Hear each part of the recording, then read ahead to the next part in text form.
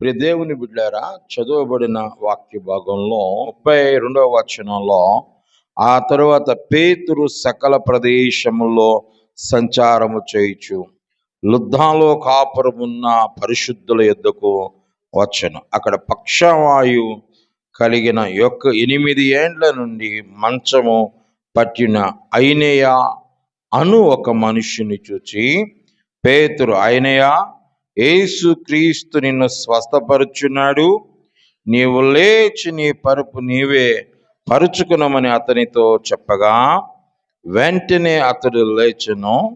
లుద్దాలోను షారోన్లోను కాపురమున్న వారందరూ అతన్ని చూచి ప్రభు తట్టు తిరిగిరి. దేవుని బిడ్డలారా, దేవుని యొక్క వాక్య భాగంలో మీరు పేతురు పరిచర్య చేస్తున్న విధానాన్ని మనం ఇక్కడ చూస్తూ ఉన్నాం. పేతురు పరిచర్య చేస్తున్న దినాల్లో లుద్దాలో జరిగిన సంఘటన ఇక్కడ మనం విన్నాం. లుద్దాలో ఎవరున్నారండి? ఐనేయ ఉన్నాడు. దేవుని బిడ్డరా, ఐనేయ అనగా అర్థం ఏమిటి అంటే స్తుతి. ఏమన్నమాట అండి? అర్థం ఏంటంటే ఐనేయ అంటే స్తుతి. దేవుడు అతని జీవితంలో చేసిన కార్యాన్ని బట్టి దేవుణ్ణి ఏం చేస్తున్నామంటండి? స్తుతిస్తున్నట్లు మనం చూడగలుగుతుంటున్నాం. దేవుని బిడ్డలారా, వాక్యం అతడు ఉన్నప్పుడు దేవుని ఐనేయ యుద్ధకు వచ్చి పేతురు ఏం చేశాడంటే, యేసుక్రీస్తు నిన్ను స్వస్థపరచుచున్నాడు అని చెప్పాడు. దేవుని బిడ్డలారా, దేవుడు స్వస్థపరుస్తున్నాడు అని ఐనేయకు చెప్పి ఆయన ఒక మాట జ్ఞాపకం చేశాడు. ఏమిటంటే, నీవు లేచి నీ పరుపు నీవే పరుచుకొని, అంటే ఎత్తుకోమని చెప్పినట్లు మనం చూస్తూ ఉన్నాం. దేవుని బిడ్డరా, ఇది యేసుక్రీస్తు తండ్రిని, అంటే గురువు గారిని పోలి నడుస్తున్నట్లు పేతురు గారు మనకి కనబడుతున్నారు. ఇక్కడ పేతురు గారు కూడా యేసుక్రీస్తు ప్రభు అన్నాడు.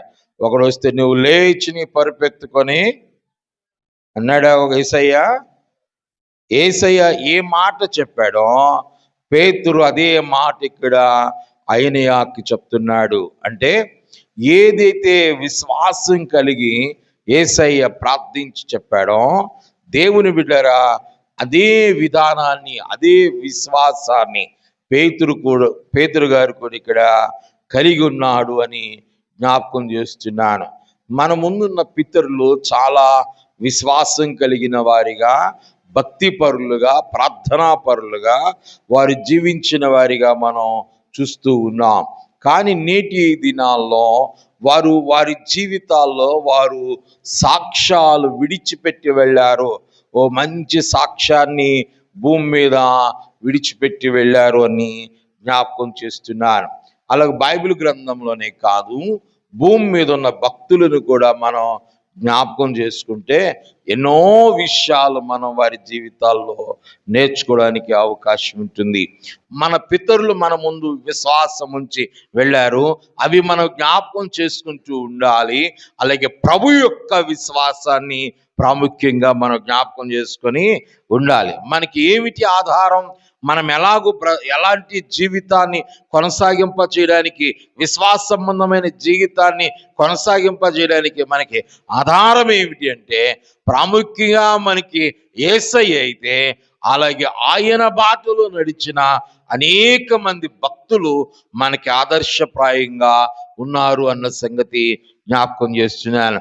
పేతురు గారిని ఎవరిని రోల్ మోడల్గా పెట్టుకున్నాడు అంటే, యేసయ్యను రోల్ మోడల్గా పెట్టుకున్నాడు. అందుకని అంటున్నాడు, ఆయన దగ్గరికి కూడా వచ్చి, ఈ డైలాగ్ ఎక్కడదండి? అక్కడ మాట్లాడాడు యేసయ్య, లేచి నీ పరుపెత్తుకొని నడవమని చెప్పిన మాట ఇప్పుడు యేసుక్రీస్తు చనిపోయి సమాధి చేయబడి ఆయన మూడవది తిరిగి లేచి 40 దినాలు ప్రత్యక్షపరుచుకొని ఆయన ఆరోహణమై వెళ్ళిపోయాడు. పరిశుద్ధాత్మను ఆయన ఆదరణకర్తగా పంపిస్తా అన్నాడు. పరిశుద్ధాత్మను కలిగిన ఆ పేతురు గారు, దేవుని బిడ్డలారా, ఐనేయ విషయంలో యేసుక్రీస్తునందున్న విశ్వాసమును బట్టి ఆయన అంటున్నాడు, యేసు నామమున నీకు స్వస్థత, యేసయ్య స్వస్థపరుస్తున్నాడు. ఏ మాట ఉపయోగించారు అక్కడండి? మీరు ఆ మాట గమనించాలి. పేతురయ్య గారు ఏమన్నారండి అక్కడ? ఏమని చెప్పాడండి? చదవండి ఆ మాటను. ఆ, ఆ. ఎవరు పరుస్తున్నారండి? ఎవరెవరు అంటే అండి, మళ్ళీ ఒకసారి చెప్పండి. స్వస్థపరిచేది ఎవరండి? ప్రార్థించేది ఎవరండి? ఆ అక్కడ ప్రార్థించేది పేతురు గారు, స్వస్థపరిచేది ఎవరండి? యేసయ్య. ఇప్పుడు ఈ దినాల్లో మేము ప్రార్థన చేసినప్పుడు కదా, ఈ మాటలు వింటున్నాం కదా, మనోళ్ళు కూడా కాస్త భక్తి పరులైన వాళ్ళు, అంటే దేవుని భక్తి కంటే మనుషుల భక్తి పరును గారు ప్రార్థన చేస్తే అంతే. ఎలా చెప్తున్నారు తెలుసండి? గారు ప్రార్థన చేస్తే అనే మాట అంటే ఇప్పుడు ఎవరిని చెప్పాలి అసలుకి? పేతురు గారే చెప్పుకుంటున్నాడు. ఎవరి నామం అని? యేసయ్య నామం అని. నేను ప్రార్థన చేస్తే అన్నాడు ఎక్కడ? అనలేదు. మీరు ఎక్కడైనా భక్తులు గమనించాలి.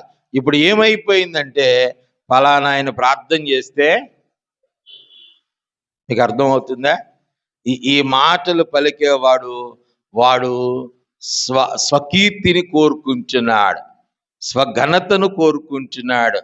దేవుని యొక్క మహిమ పరిచే వ్యక్తి కాదు. అలాంటి తాలూకా మీకు ఎక్కడైనా మనిషి కనబడితే అలాంటి వారికి దూరంగా ఉండాలి అని వాక్యం చెప్తుంది. మీకు అర్థమైందండి? మనం ఎప్పుడూ కూడా మనుషులను గణపరిచే వారం కాదు. మేల్కోవాల్సిన పరిస్థితులు దినాల్లో ఉన్నాం. ఒక పక్క అపవాది అయిన సాతానుడు వాడి క్రియలు కొనసాగింపజేస్తుంటుండగా, దేవుని బిడ్డలారా, మనం ఆలోచించవలసిన వారంగా ఉన్నాం. అందుకని పేతురు గారు ఎవరిని పోలి చెప్తున్నాడంటే, ఏ విశ్వాసానండి? యేసు క్రీస్తు విశ్వాసాన్ని కలిగి ఆయన ఎలా చేస్తున్నాడో పరిచర్య, ఆయన నామాన్ని మహిమపరుస్తూ ఆయన పరిచర్య చేస్తున్నాడు. ఆమెన్ చెప్దామా? హల్లెలూయా. కొన్నిసార్లు మనోళ్ళు లాగా ఉండకండి. అవసరం తీరిపోయి ఒకలాగా, అవసరం ఉన్నప్పుడు ఒకలాగా కాకుండా. అర్థమైందండి? మన విశ్వాసం, భక్తి యేసయ్య ఉన్నా లేకపోయినా పేతురు గారు ఎవరు జ్ఞాపకం చేస్తామండి? మరి సంఘానికి ఆయనే కదా పెద్దగా ఏర్పాటు చేశాడు. సంఘ స్థాపన ఆయన ద్వారానే జరిగింది. పరిచర్య ప్రారంభం ఆయనే. ఆయన అయినప్పటికీ పేతురు గారు లే అని అనలేదు. ఎవరిని జ్ఞాపకం చేశారండి? యేసుక్రీస్తు ప్రభువుని జ్ఞాపకం చేశాడు. అందుకని ఇక్కడ ఒక మాట చెప్తాను. మనం ఏ స్థితిలోకి వెళ్ళిపోయినా మూలాలు మర్చిపోకూడదండి. మన స్థితిని మర్చిపోకూడదు. మన స్థితినేమి కూడా మర్చిపోకూడదు. మనం ఏ స్థితిలో ఉండగా దేవుడు మనల్ని ఈ స్థితిలోకి తీసుకొచ్చాడు మర్చిపోకూడదు. అదే కృతజ్ఞత. దేవుని బిడ్డరా జ్ఞాపకం చేస్తున్నాను. అందుకే పేతురు గారు జ్ఞాపకం చేసుకుంటున్నారు. ఏమనంటే, యేసు నామములోనే. ఏ నామంలో? యేసు నామంలోనే నీవు స్వస్థత పొందుచున్నావు. ఎవరి నామంలో పొందుచున్నావు? యేసు నామంలో. అంతే, దట్స్ ఆల్. అంతే. ఒకవేళ మన ద్వారా జరగవచ్చు. నేను ప్రార్థన చేసి నేను చేయకపోతే అనే పదాలు అనేవి దేవునికి సంబంధించినవి కావు, దెయ్యానికి సంబంధించినవి. నేను అనే పదంలో అహం ఉంది, గర్వం ఉందండి. నేనుండబట్టి ఇలాగుంది, నేనుండబట్టి సంఘం, నేనుండబట్టి అని నన్ను అనుకో, దేవుడికి నువ్వు ఉంటే ఎంత, ఊడితే ఎంత. నేనుంటే ఎంత, ఊడితే ఎంత. దేవుడు ఆయన గడ్డి. దేవుడు ఏమన్నాడండి? మీరు కేకలు వేయకపోతే ఈ రాళ్ళు ఏం చెప్పారండి దేవుడు? మీరు నోరు మూసి కూర్చోండి. ఎవరు కేకలేస్తారటండి? రాళ్ళు కేకలేస్తాయి అని ప్రభు చెప్పారు. ప్రభువుని ఏం చేయాలండి? ఘనపరచాలి కదా, గొప్ప చేయాలి కదా. దేవుని బిడ్డరా జ్ఞాపకం చేశాను. ప్రభువుకి మనం చేసిన మేళ కృతజ్ఞత స్తుతి మనం చెల్లించాలి. కాబట్టి పేతురు గారు తన జీవితంలో ఒకవేళ ఆయన అపోస్తులకు అందరికంటే పెద్దవాడిగా ఉన్న, సంఘ స్థాపన ఆయన జరిగిన, ఆయన ద్వారా సంఘము ఇతరులకు ప్రార్థిస్తుండగా పరిశుద్ధాత్మ ఇతరుల మీదకి వచ్చిన, ఏ స్థాయి ఒకవేళ కలిగి ఉన్నప్పటికీ, ఎన్ని తలాంతులు పేతురు గారు కలిగి ఉన్నప్పటికీ ఆయన చెప్పింది ఏమిటంటే, యేసు నామములోని నీవు, అంతే. కాబట్టి ఆ కృతజ్ఞత, ఆ విధేయత అనేది మనం కలిగి ఉండవలసిన వారిగా ఉన్నాం. కాబట్టి దేవుని బిడ్డలారా, పేతురు గారు అయినయ్యా యేసు క్రీస్తు నిన్ను స్వస్థపరచుచున్నాడు, నీవు లేచి నీ పరుపు నీవే అతనితో చెప్పగా, వెంటనే అతడు లేచెను. లొద్దాలోను షారోన్లోను కాపురమున్న వారందరూ అతన్ని చూచి ప్రభు తట్టు తిరిగిరి. ఆమేన్. కాబట్టి దేవుని బిడ్డారా, ఇక్కడ 2 మాటలు మనకి కనబడుతున్నాయి. ఏమిటి అని అంటే, అతడు పేతురు చెప్పగానే ఆ మాట యందు ఏముంచాడు? అతను కూడా విశ్వాసం ఉంచాడు. దేవుడు మనతో మాట్లాడాడు అని అన్నప్పుడు ఆ మాట యందు మనం ఏం చేయాలంటే విశ్వాసం ఉంచాలి. ఆ మాట యందు మనం ఏం చేయాలన్నమాట అండి? విశ్వాసం ఉంచాలి. ఎప్పుడైతే మనం అలాగ విశ్వాసం ఉంచగలుగుతామో దేవుడు మనలో కూడా కార్యం అద్భుతంగా చేస్తాడు. విశ్వాసం కలిగి ప్రార్థించేవారే కాదు, పొందుకునే నీవు కూడా ఏం కలిగి ఉండాలన్నమాట అండి? విశ్వాసం కలిగి ఉండాలి. దేవుని వాక్యం నమ్మదగినదే. దేవుడు అద్భుతాలు చేయడానికి, స్వస్థపరచడానికి ఆయన ఇప్పుడు కూడా చాలిన దేవుడే, అందుకు ఎటువంటి సందేహం కూడా లేదు. దేవుడు కార్యాలు చేయిస్తాడు. దేవుని బిడ్డరా, జ్ఞాపకం చేస్తున్నాను, ఆయన నమ్మదగిన దేవుడు. ఆ విశ్వాసం పొందుకోవడానికి మనం కూడా కలిగి ఉంటే అద్భుతమైన కార్యాలు చూస్తారు. మన విశ్వాసం కలిగి ప్రభువుని అడిగితే ఆయన విడిచిపెట్టే దేవుడు కాదు. అది చిన్న కష్టం, కొద్దిగా మనం శోధించబడవచ్చు, కొంచెం వేదన కలగవచ్చు, కానీ నీ ప్రార్థన దేవుడు వ్యర్థం చేయడం. నీ కన్నీటిని ఆయన నాట్యంగా మార్చగలిగిన దేవుడు. ఆయన ప్రార్థనలో గొప్ప కార్యాలు చేస్తాడండి. మనకేమీ లేదు అనుకున్నప్పుడు దేవుడు అన్ని ఉన్నట్టు చేయగలిగిన దేవుడు.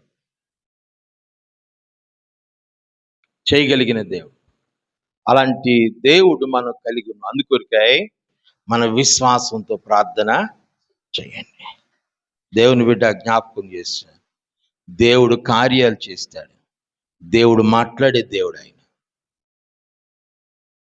కాబట్టి ఆయన పేతురు ప్రార్థిస్తుంటే అయినియా కూడా ఏం కలిగిందండి? విశ్వాసం కలిగింది. కాబట్టి 8 ఏండ్ల నుంచి తీరని సమస్య, 8 ఏండ్ల నుంచి ఉన్నాడు, హాస్పిటల్లో పోకుండా ఉంటాడా? అప్పుడున్న వైద్యం ఏదో చేయకుండా ఉంటారా? చేస్తారు కదా. అందులో యేసుక్రీస్తు కాలంలో కాకమునిపే పాత నిబంధన కాలంలోనే వైద్యం ఉంది కదా.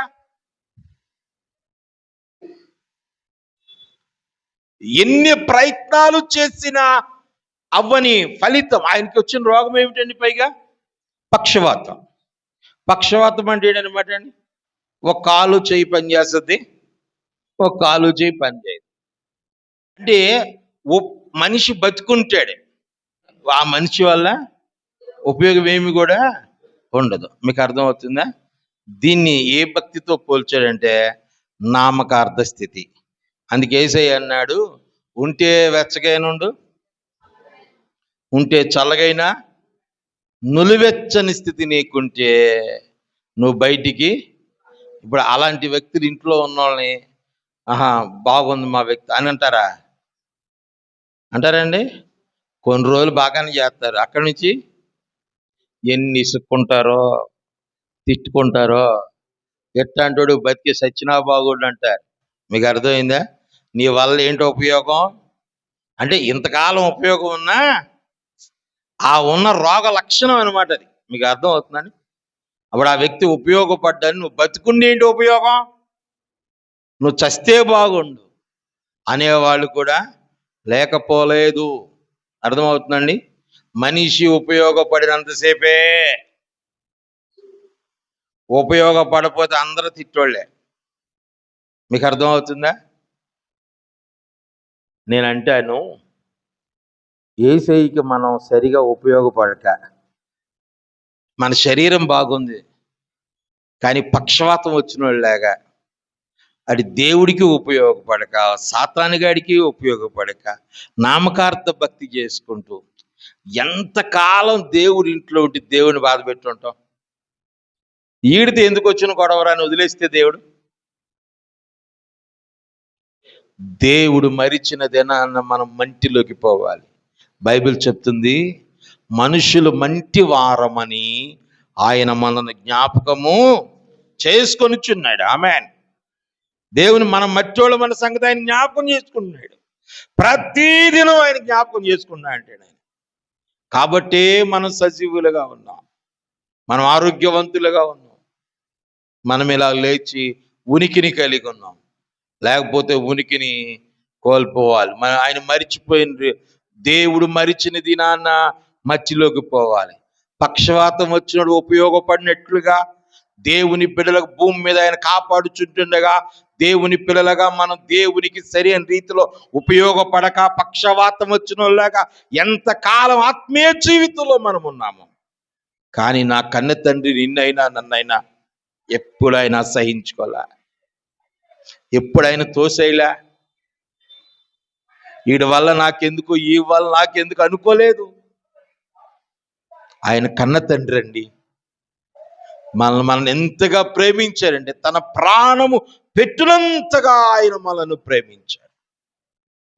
నీ వలన ఎవరికైనా ఉపయోగం లేకపోతే ఆ మనుషుని ద్వేషించవచ్చు, దూషించవచ్చు, ఒకవేళ వదిలేయచ్చు కూడా, పట్టించుకోకపోవచ్చు.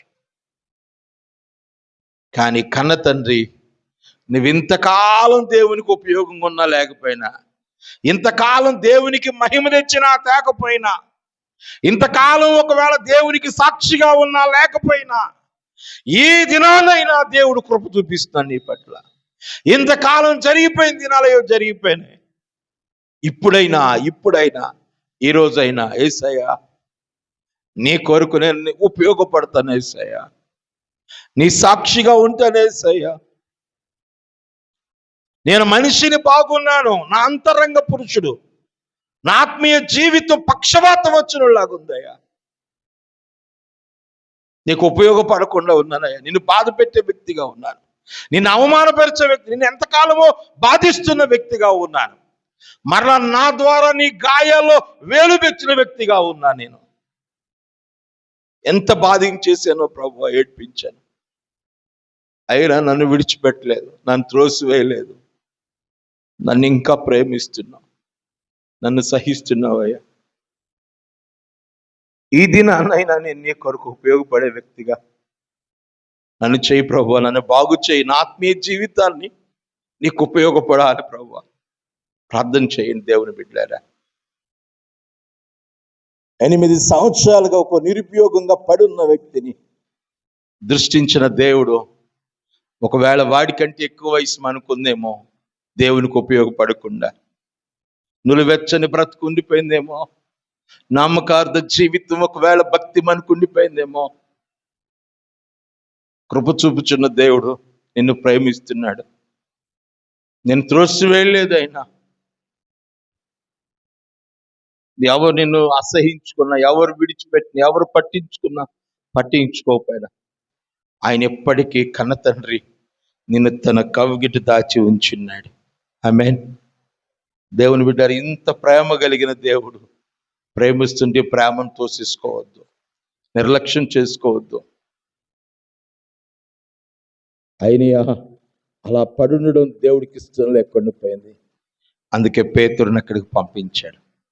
ఈరోజు నీవు కూడా ఇలా పడుండ దేవుడికి ఇష్టం లేదేమో, అందుకు ఆయన ద్వారా ఈరోజు దేవుడు మనతో కూడా మాట్లాడుతున్నాడు. దేవుడు మనతో మాట్లాడుతున్నాడు. దేవుని బిడ్డ జ్ఞాపకం చేసుకోండి. లోకానికి మనుషుల మెప్పు కొరకు ఒకవేళ ఉపయోగపడుతున్నావేమో, దేవునికి ఉపయోగపడే మనుషుల కొరకు కష్టపడుతున్నావేమో, దేవుని కొరకు ఒకవేళ కష్టపడలేకపోతున్నావేమో, నీ కుటుంబం కొరకు, ఇతరుల కొరకు ఎన్ని రాత్రులు నిద్రలేని రాత్రులు గడిపావో, కానీ దేవుడి కొరకు ఒక్క రాత్రి అన్న ప్రార్థనలో గడిపే అనుభవం ఉంటుందా?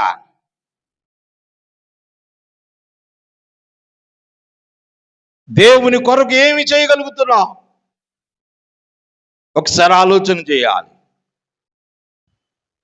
ఇది నాకు ప్రభువు ప్రేమిస్తున్నాడు నిన్ను, అందుకు దేవుడు నీతో మాట్లాడుచున్నాడు. వినగలిగితే పేతురు మాట ఐనియా విన్నాడు, విశ్వాసము ఉంచాడు.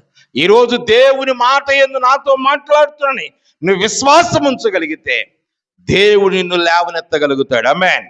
ఐనియాను అలాగే ఉంచలేదు దేవుడు. ప్రేమించిన దేవుడు ఆ పక్షవాతం ఉన్న స్థితిలో నుంచి దేవుడు ఏం చేసిండు? అతన్ని లేవనెత్తాడు. ఆమేన్. హల్లెలూయా.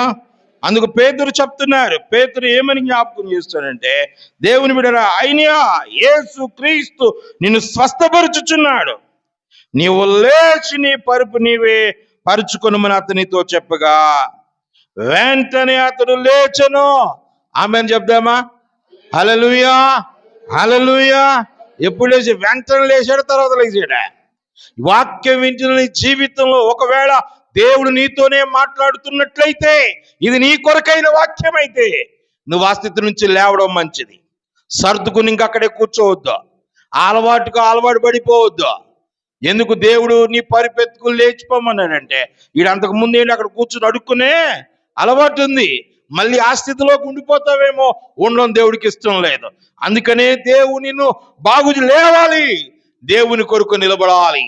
దేవుని సంగమా, ఇదే పేతురు, యోహానులు 3 అపోస్తుల కార్యాలు 3వ అధ్యాయంలో దేవాలయం మెట్ల మీద కూర్చుని ఒకడు ఊచకాలు చేతులు కలిగిన వాడు అడుక్కుంటుండగా, వాడు మా దగ్గర ఏమీ లేదు, వెండి బంగారాలు మా యొద్ద లేవు, గాని యేసు నామములో లేచి నడవమని చెప్పగా వాళ్ళు లేచి నడిస్తే వాడు ఎక్కడికి వచ్చాడండి? వాడు పేతురు యోహానులతో కూడా వాడు దేవాలయంలోనికి వచ్చాను. ఆమేన్.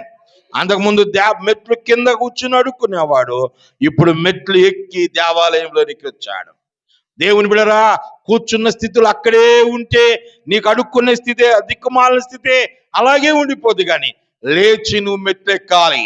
అంటే విశ్వాస జీవితంలో ప్రభు సన్నిధికి చేరాలి, ప్రభు ఆత్మ కలిగి ఉండాలి. అంటే నువ్వు అక్కడ మందిరములోనికి రావాలి అన్నట్లుగా, అంటే దేవుని యొద్దకు నీవు చేరాలి, రావాల్సిన అవసరత ఉంది. ఒకవేళ ఇప్పుడు నువ్వు ఇక్కడ మందిరంలోనే ఉండొచ్చు, కానీ ఇంకా నీ ఆత్మీయ జీవితంలో ఆ మెట్ల కింద ఉన్నవాడు పడిస్తుందేమో, కొన్ని మెట్లెక్కి ఆగిపోయేవేమో, కొంత ప్రార్థనా జీవితం, కొంత భక్తి కలిగి ఉండి ఆగిపోయేవేమో. కానీ దేవుని యొక్క సంపూర్ణతలోనికి రావడానికి నువ్వు మెట్లెక్కాల్సిన అవసరత ఉంది అని జ్ఞాపకం చేస్తున్నాను. కాబట్టి దేవుని వాక్యాన్ని మనం గమనించినట్లయితే, వెంటనే వాడు ఏం చేశాడండి? స్వస్థపరచబడ్డాడు. వెంటనే లేచి నీ పరుపు నీవే పరుచుకునగా అతనితో చెప్పాను. వెంటనే అతడు లేచెను. లుద్దాలోను షారోనులోను కాపురమున్న వారందరూ అతన్ని చూచి ప్రభువు తట్టు తిరిగిరి. అంటే దేవుని బిడ్డరా, అతడు పడున్న స్థితిని చూసి ప్రభు యొద్దకు ఎవరు రాలేదు, కానీ అతడు ఎప్పుడైతే లేచి దేవుని యొక్క మాటను బట్టి లేచి ముందుకు వెళ్ళాడో, ఇప్పుడు ఆ కార్యాన్ని బట్టి అనేకులు ప్రభువునందు అతని తట్టు దేవుని యందు తిరగడానికి కారణమయ్యాడు ఐనియా. దేవుని బిడ్డలారా, ఒకవేళ నీ జీవితంలో నీవు కూడా ప్రభు కొరకు నువ్వు బ్రతకగలిగితే, అర్థమైందండి, బ్రతకగలిగితే నీ సాక్ష్యాన్ని బట్టి, నీ జీవితాన్ని బట్టి కొందరు ప్రభు యొద్దకు వస్తారు. ఇప్పుడు ఎవరిని బట్టి ప్రభు దగ్గరికి వచ్చారండి? ఐనియాని బట్టి వచ్చారు. ఎందుకు వచ్చాడు? ఆ పడున్న స్థితిలో నుంచి వాడు ఏం చేయబడ్డాడండి? స్వస్థత పొందాడు. కాబట్టి వాడు లేచి కూర్చున్నవాడు లేచి నిలబడ్డాడు. వాడు నిలబడ్డమే కాదు, వాడు నడుస్తున్నాడు. అది చూడగలిగారు. అందుకని దేవుని బిడ్డలారా, మన జీవితాల్లో మనం ప్రభు యొద్దకు వచ్చాము అంటే సరిపోదా. నిలబడినంత మాత్రంలో కాదు, వారితో కూడా నడవాలి. అంటే వాక్యం ఏది చెప్తుందో అది మనం చేయాల్సిన అవసరత ఉంది. నడవాలండి. నిలబడినంత కూర్చున్న ఒకటి, నిలబడిన ఒకటి ఏమైనా ఉపయోగం ఉందా? ఏమండి, అలాగే స్టాచ్యూ లాగా అట్ట నిలబడిపోయారు, ఉపయోగం ఉందా? ఏమీ లేదు. కూర్చున్నట్టు అడి వల్ల ఉపయోగం ఉందా? కానీ నిలబడిన వాడు నడవాలి. నడిస్తే ఉపయోగం ఉంది. నడిస్తే అందరూ నిలబడి ఉంటే ఇక్కడ కూర్చుని చూస్తారు, కానీ నడుచుకుంటూ వెళితే అందరూ కూడా వెళ్ళిన స్థలంలో కూడా చూస్తూ ఉంటారు. కాబట్టి దేవుడు మనల్ని అందుకనే వాక్యం చెప్తుంది, మీరు నాకు పత్రికలై ఉన్నారు అంటాడు పౌలు. మీరు నాకు పత్రికలై ఉన్నారు అంటాడు. ఈ పత్రిక ప్రింట్ అయిందనుకోండి, ఎక్కడికి పోయినా అదే మ్యాటర్ చదువుకోవచ్చు. మారద్దా? మారదా? ఎక్కడున్నా సరే మారదు. మనం ఏ స్థితిలో, ఎప్పుడు, ఎక్కడ, ఏ స్థలాల్లో ఉన్నా మన విశ్వాసం, భక్తి మారదు. దేవుని కొరకు అలా బ్రతుకుచున్నప్పుడు దేవుడి కార్యాలు వాళ్ళు చూస్తారండి. దేవుడి కార్యాలు వాళ్ళు చూస్తారు. దేవుడు సహాయం చేస్తారు. దేవుని బిడ్డలు నమ్ముకుంటారండి, ప్రభుని నమ్ముతారు. అయనియాను బట్టి అనేకులు ఎక్కడికి వచ్చారండి? ఎస్, నిన్ను బట్టి ఒక్కరు రాకపోతే ఈ మాట కష్టంగా ఉన్నా ముగింపులో తప్పదు. ఫలింపని చెట్టు వేరున భలే గుర్తుంది. మన అరిగి పారేస్తే, ఆయన వదిలేస్తే ఉపయోగం ఉందా? లేదు కదా. ప్రభువుకి మహిమ ఎప్పుడు వస్తుందండి? మీరు ఫలించుట వలన తండ్రి నామం మహిమపరచబడుతుంది. మీరు ఫలించుట వల్ల తండ్రి నామం ఏం చేయబడుతుంది? యోహాను సువార్త 15 రాయబడింది కదా, 7వ వచనం నుంచి. మీరు బహుగా ఫలించుట వల్ల తండ్రి నామం ఏం చేయబడుతుంది? మహిమపరచబడుతుంది. అంటే మన సాక్ష్యం, మన విశ్వాసం ఇతరులకు మనకు అది తెలియచేయాలి. అలాగే దినాన అయనియా ఒక జీవితం దేవుని బిడ్డరా మనకి ఎన్నో విషయాలు తెలియచేస్తుంది. కాబట్టి నీవు కూడా ప్రభు కొరకు ఒక అయనియా 8 సంవత్సరాల నుంచి నిరుపయోగంగా ఉన్నవాడు, కుటుంబానికి దేవునికి పనికి రాకుండా పడున్నవాడు. దేవుని బిడ్డరా ప్రార్థన చేయగా అతను లేచి నిలబడి అతను నడుస్తుంటుండగా ఇప్పుడు అతన్ని చూసిన వారు అనేకులు ప్రభు తట్టు తిరగడానికి, ప్రభువునందు విశ్వాసం ఉంచడానికి, ఒక నిరుపయోగమైన వ్యక్తి, నిష్ప్రయోజనకరమైన వ్యక్తి ఈరోజు ప్రయోజనకరంగా, ఆశీర్వాదకరంగా మారాడు. ఆమేన్, హల్లెలూయా. మన అన్ని అవయవాల పని ఉండి కూడా దేవునికి ఇంకా ఉపయోగకరంగా లేకపోతే, ఈరోజు ప్రభువా ఒక అయనియాను వాడుకున్న దేవుడవు, నన్ను కూడా వాడుకో ప్రభువా. ప్రార్థన చేద్దాం. దేవుని బిడ్డల జ్ఞాపకం చేస్తున్నాను. ఎంత కృప కలిగిన దేవుడు. ఇంతవరకు నువ్వు ప్రభు కొరకు వాడబడుతుంటే దేవుడు ఆశీర్వాదాలు, ఎన్ని అద్భుతాలు చూస్తావా, ఎన్ని అద్భుతమైన కార్యాలు చూస్తావా ప్రభు కొరకు నిలబడుచున్నప్పుడు. మీకు 5 రొట్టెలు చిన్న చేపలు ఇచ్చింది ఏమండి కదా, ఇచ్చాడు. ఎంత పట్టిపోయాడు? కొంచెం నూనె కొద్దిగా పిండి ఇచ్చింది ఏమండి. ఇలా అండ్ ప్రభు కొరకు ఏది చేశారో వాళ్ళు దాని ద్వారా దీవించబడుతూ వచ్చారు. అలాగే అయనియా జీవితంలో 8 సంవత్సరాల నుంచి నిరుపయోగంగా పడున్నవాడు ప్రభువు నామంలో ప్రార్థన చేస్తే నిలబడి దేవునికి భయం చేస్తూ అటు దేవునికి ఉపయోగపడ్డాడు, కుటుంబానికి కూడా ఉపయోగపడుతున్నాడు. ఆమేన్. ఎంత గొప్ప భాగ్యం. ఇప్పుడు అతనిని చూచిన వారు అనేకులు ప్రభు తట్టు తిరిగిరి. ఆమేన్, హల్లెలూయా, హల్లెలూయా. కాబట్టి యేసయ్యా, నన్ను చూచిన వారు కూడా నిన్ను చూడగలిగి ఉండాలయ్యా. నా జీవితంలో, నా ప్రవర్తనలో, నా నడకలో, నడకంటే మన ప్రవర్తన చూచినప్పుడు నిన్ను చూడాలి యేసయ్యా, నిన్ను చూపించాలి యేసయ్యా, నీకు మహిమ తేవాలి యేసయ్యా. అలాగూ బ్రతుకుటి కొరికాయ పరిశుద్ధాత్మ దేవుడు నిన్ను, నన్ను, మనందరినీ దేవుడు బలపరచునుగాక. ఆమేన్. ప్రార్థన చేద్దాం. కళ్ళు మూసుకొని. కృపాసత్య సంపూర్ణమైన తండ్రి, మీకు వందనాలు, మీకు స్తోత్రాలు చెల్లిస్తున్నాను. మీ మహాకృప చేత, మీ ప్రేమను బట్టి నాయన, ఈ దినాన మీ సన్నిధిలో మీ వాక్యాన్ని ధ్యానించుటకు నాకు మాకు ఇచ్చిన సమయం కొరకు మీ కృతజ్ఞత, స్తుతి, స్తోత్రాలు చెల్లిస్తున్నాను. 8 సంవత్సరాల నుంచి పడిపోయి నీ నామానికి మహిమ తేక, స్తుతించలేక నిరుపయోగంగా పడున్న వ్యక్తి ఈరోజు నిన్ను స్తుతించే వ్యక్తిగా, నిన్ను మహింపరిచే వ్యక్తిగా మీరు మార్చిన దేవుడు వేరేందుకు వందనాలు. అయనియా అనగా అర్థం స్తుతి ప్రభువా.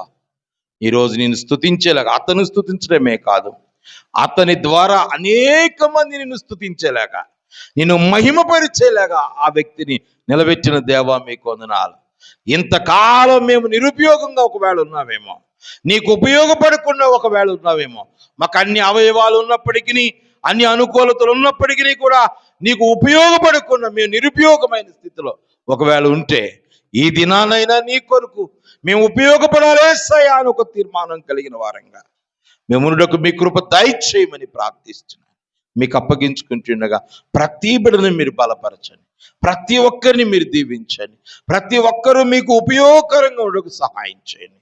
అలాగే ప్రభువా, నీ బిడ్డల ప్రతి అవసరాలు ఏ స్థితిలో పడిపోయి బలహీనులుగా ఉన్నారో, ఏ స్థితిలో నాయన వారు లేవలేకుండా ఉన్నారు, ఏ స్థితిలో కృంగిపోయి ఉన్నారో ప్రభువా, వారిని ఒక్కసారి దృష్టించండి.